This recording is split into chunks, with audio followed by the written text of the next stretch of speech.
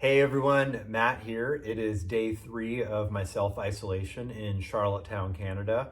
And today I'm going to talk a little bit about doing your homework and not blindly following someone who says something's okay when it's not okay. So yesterday I told you about how I got a quick uh, taste of freedom, got some fresh air outside on a controlled outing with the hotel staff uh, to the little deck that they have within the hotel property. So, funny story, shortly after I got back from that, I got my first call from the Canadian government, not the provincial government, checking in on me with my self isolation compliance and my health. And as part of that, they asked point blank, have I remained inside? I told them about the outing, and they were like, yeah, that's not allowed. So I was a little shocked, especially since I'm staying at a major hotel chain. A lot of people are coming through here, presumably doing quarantine. The officer was very cordial and not upset at me, but definitely knew that we had to sort of get to the bottom of this in terms of the root cause and make sure it doesn't happen again, either by me or by the hotel. She put me on a hold while she talked to someone else at Canada Public Health to see if the Delta Hotel was a federally designated quarantine facility, which would then have a pre-approved agreement in order to allow for procedures like that. They found no such record. I then texted the director of operations here at the hotel, asked her if she could talk, explained the situation, and she was herself a little floored, and I think probably very eager to make sure that that their liability would be minimized. And as it turns out, this hotel has not seen many visitors under federal quarantine. So not many folks who have crossed the border into Canada and are quarantining here. What I took for granted is that PEI, provincially, they have one of the most restrictive quarantine regimens probably anywhere in the world. And they quarantine anyone who's coming in from any other province in Canada. It's for the same 14 days.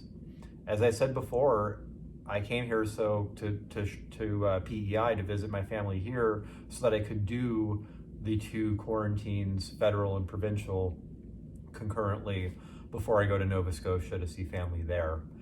And I took for granted that the procedures would be pretty much aligned, and I further took for granted that the hotel would be a well-oiled machine in terms of enforcing those procedures. Had I read the fine print carefully from the Canadian government, I would have seen that if you are staying in a public accommodation, such as a hotel or an apartment building, you are allowed fresh air breaks within the confines of your unit. So, lesson learned, trust but verify. And in the case of any conflicts between federal law and regulation and provincial law or regulation, you just have to go with whichever one is most restrictive. The general manager of the hotel called me to follow up today to say that he spoke with the feds. The hotel's not going to get fined. I'm not going to get fined or sanctioned in any way, which is obviously great news. But it just really goes to show, first of all, the size of effort that's going into enforcing quarantine orders, the amount of mental bandwidth that COVID is consuming on all of us, but especially those of us who are